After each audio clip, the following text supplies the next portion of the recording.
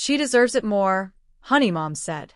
She did not even look up from the stack of gourmet cupcakes she was arranging on the tiered display stand. They were $15 apiece, decorated with gold leaf, for my twin sister Hannah's debt-free celebration. Hannah has always been more dedicated to her studies, she continued, her voice light and airy. You have always had other interests. That casual dismissal stung worse than if she had slapped me, right there in our kitchen, overlooking the harbor. I looked at my medical school diploma, a fresh, hard-earned document that apparently meant nothing compared to Hannah's favored status. Seconds later, my phone buzzed in my pocket. A notification from the family group chat. Hannah had just hearted a message from my father, Michael, describing my $400,000 in student debt as a sign of my admirable independence. My twin was starting her career with a clean slate. I was starting mine at the bottom of a very deep hole. Have you ever been punished by your family simply because you were the one who worked the hardest to stay afloat? Drop a comment and let me know where you're listening from and what time it is for you right now. I would love to know who is part of our community. I did not cry. I did not raise my voice. In this family, a breakdown was just considered more drama for them to manage, and I was done giving them management material. I walked out of the kitchen and into the hallway, where the air still smelled of sickeningly sweet vanilla and expensive silk. The scent of their indifference was even stronger. I stood there for a moment, my boots silent on the reclaimed hardwood, and pulled out my phone. My hands were not shaking. They were cold. Clinical. I had been the silent investor in their version of family for 27 years, but I was realizing now that love had been a subscription service, and I was the only one footing the bill. I opened my banking app. Most people think of a family as a bond of blood, but I was looking at it as a balance sheet. For years, my father had insisted on keeping a joint emergency fund. He had framed it as a safety net for us, but since I started my residency, I was the only one putting money into it. Every grueling 80-hour week, every extra shift I took in the trauma unit to keep my head above water, a portion of that went into this account. I scrolled through the recent transactions and felt a sharp, icy clarity settle in my chest. There it was. A down payment of $10,000 to the glass-walled gallery at Boston Harbor. My father had not just ignored my debt. He was using my residency savings to fund the open bar for the sister who was already getting a $400,000 head start. He had not even asked. He just assumed that, because I was resourceful, my money was community property, while their money belonged strictly to Hannah. I tapped the screen. Methodical. Decisive. I did not just withdraw my portion. I hit the freeze account button. It required a two-factor authentication that went straight to my phone. Within seconds, that $10,000 was pulled back, and I redirected the remaining $15,000, every cent I had painstakingly saved, directly to my own loan servicer.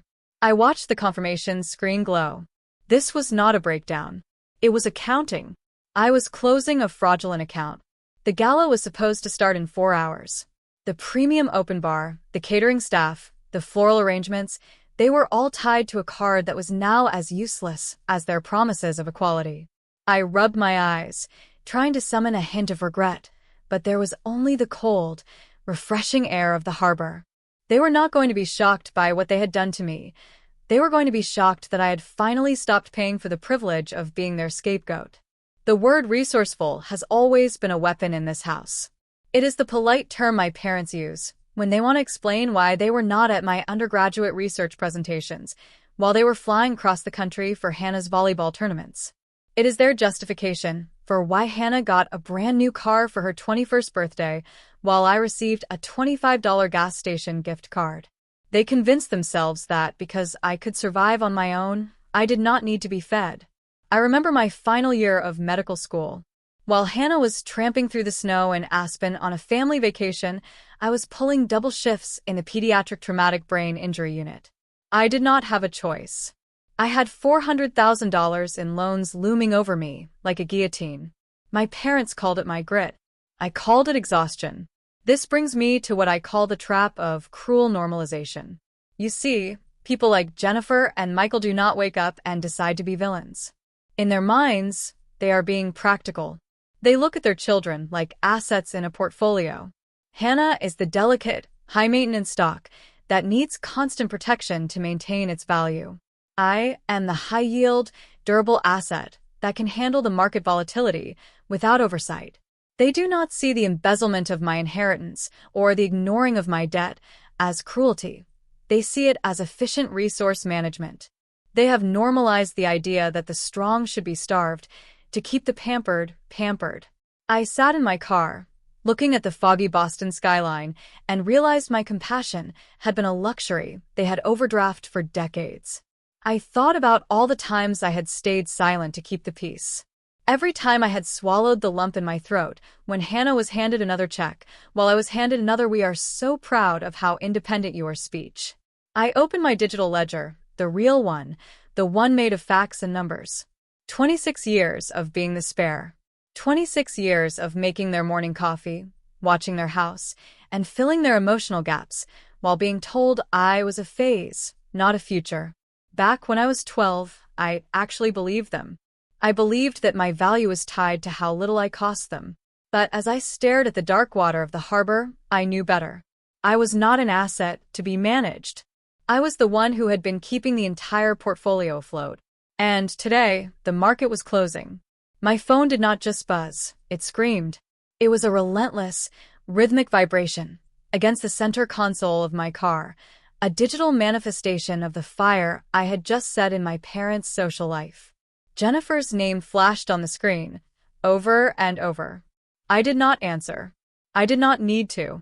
I could already hear her voice in my head, high-pitched, frantic, and entirely focused on the shame I was bringing to the family name.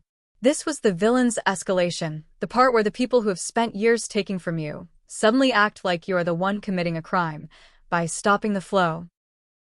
I finally let one call go to voicemail.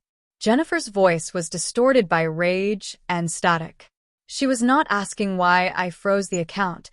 She was shrieking that my selfishness was ruining the one night of happiness Hannah deserved.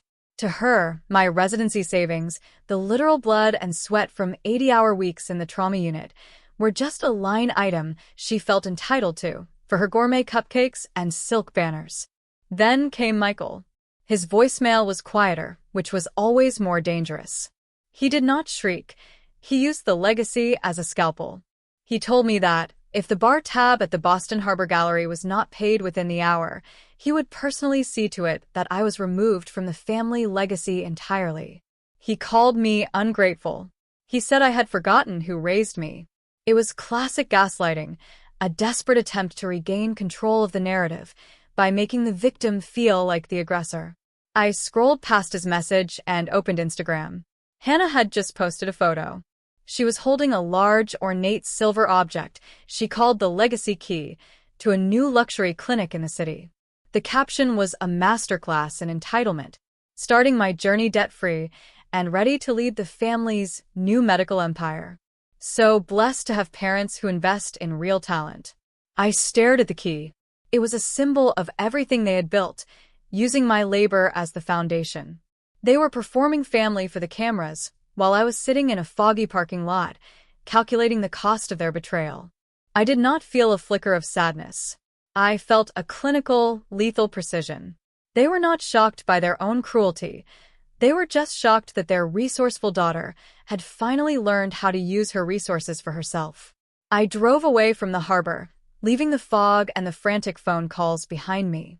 I had an appointment that mattered more than any gala. I was meeting Dr. Elizabeth Sterling. Elizabeth was not just my mentor.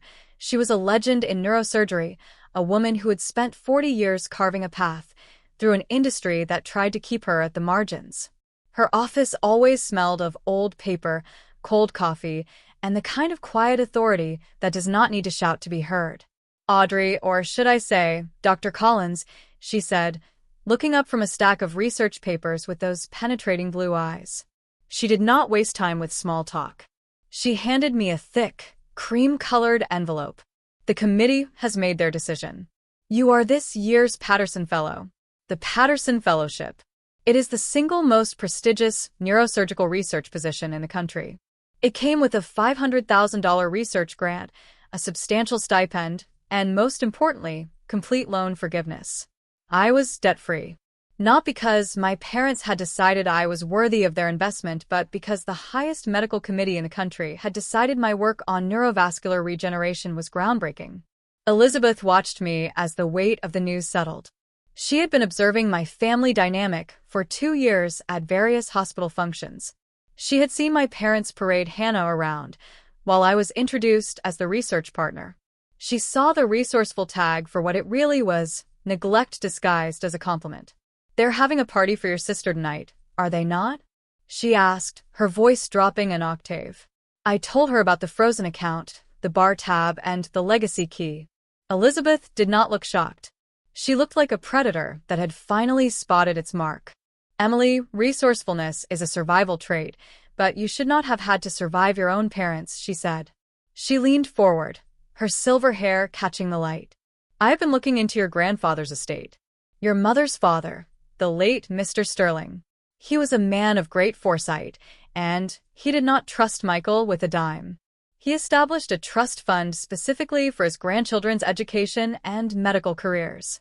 $750,000, to be exact." I felt the air leave my lungs. My parents said there was no inheritance. They said they paid for Hannah's loans out of their own retirement. "That is what they wanted you to believe," Elizabeth replied, sliding a business card across the desk for a forensic accountant. "But if you have been paying your own way while Hannah lives like royalty, we need to find out where that $750,000 actually went. I think it is time for a professional escalation." This was the shift. I was no longer a daughter hurting from neglect. I was a surgeon, preparing for a difficult but necessary operation. We were going to perform a forensic audit of the Sterling family legacy. I realized that my parents had not just been ignoring my debt, they had been stealing my future to polish the golden child's image. The report from the forensic accountant landed on my desk with a heavy, final thud that echoed through the quiet of my apartment. It was not just a stack of paper, it was a clinical autopsy of my parents' integrity. Dr. Sterling's suspicions had not just been right, they were the tip of a very dark, very expensive iceberg. $750,000. That was the exact amount my grandfather, a man who saw Michael's greed long before I did, had locked away in a shielded trust fund for me. I looked at the scanned withdrawal slips, my eyes tracking the jagged, uncertain lines of what was supposed to be my signature.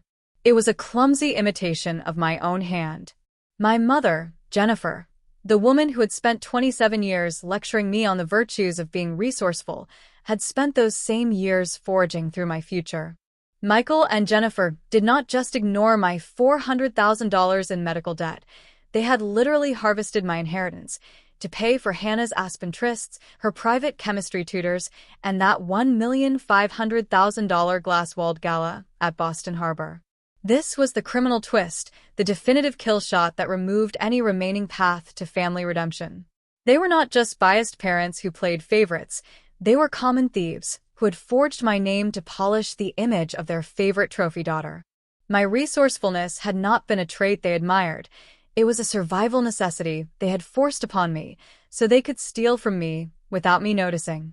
I felt a clinical, icy chill settle over me as I organized the evidence. This was not a family drama anymore. It was a criminal investigation, and for the first time in my life, I was the one holding all the cards. I did not reach for the phone to scream or beg for an explanation. I reached for my legal pad to calculate the interest and restitution requirements. Calm, factual, and lethal.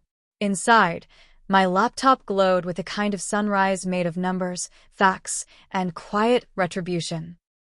The glass-walled gallery at Boston Harbor was a monument to the transparency my parents lacked. Inside, the air was thick with the scent of expensive lilies and the hushed, elite tones of the city's medical establishment. Michael stood on a small riser, near the open bar I had frozen 4 hours earlier, a glass of champagne in his hand, and the smug pride of a man who thought he had successfully traded one daughter's life for another's social standing. He was in the middle of a grand toast about Hannah's brilliance and the debt-free legacy they had provided for their favorite daughter. I walked in, not in the dress they had mocked, but in tailored professional attire that carried the weight of my own authority. Beside me walked Dr. Elizabeth Sterling. The room went suffocatingly silent as guests realized the resourceful twin had arrived, with a legend in tow. The power flip climax had finally arrived. Michael's jovial expression faltered as Elizabeth took the microphone with the practiced ease of a woman who owned the room. She did not just congratulate Hannah. She announced to the entire gathering that I had won the Patterson Fellowship at Johns Hopkins, the single most prestigious neurosurgical research position in the country. She made sure to mention the full loan forgiveness and the $500,000 research grant. The room erupted in a standing ovation that shattered my parents' carefully curated narrative. While they stood frozen, a complicated mix of shock and dawning horror on their faces, I walked up to the head table. I did not say a word. I simply slid a thick manila envelope across the silk tablecloth. Inside was the forgery evidence and a legal demand for the $750,000 they had stolen.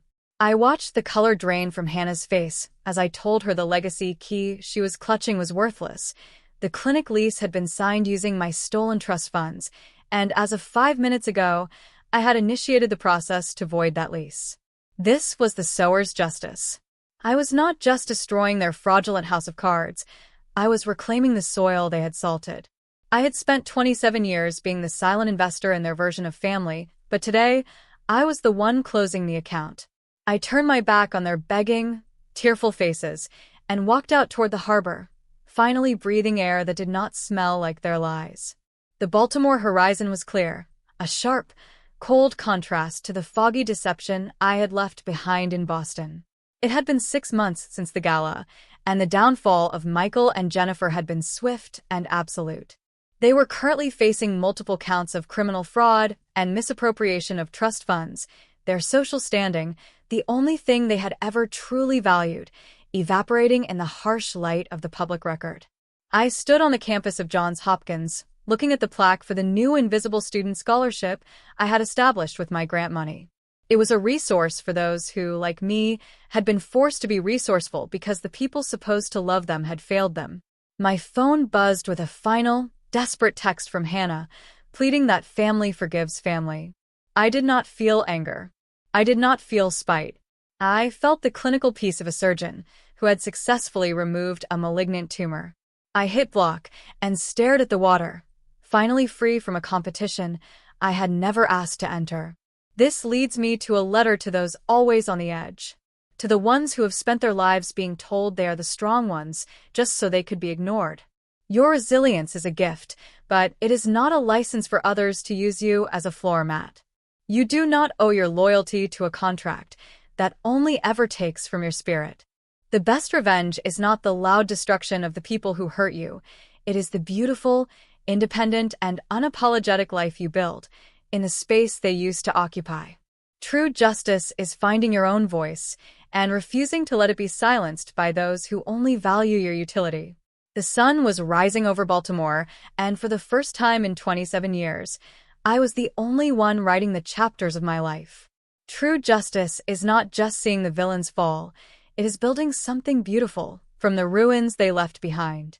That night, for the first time in years, I slept through until morning. No guilt, no noise. Inside, my life glowed with a different kind of sunrise, the kind made of facts, numbers, and quiet retribution. If this story moved you, please share it with someone who feels invisible today.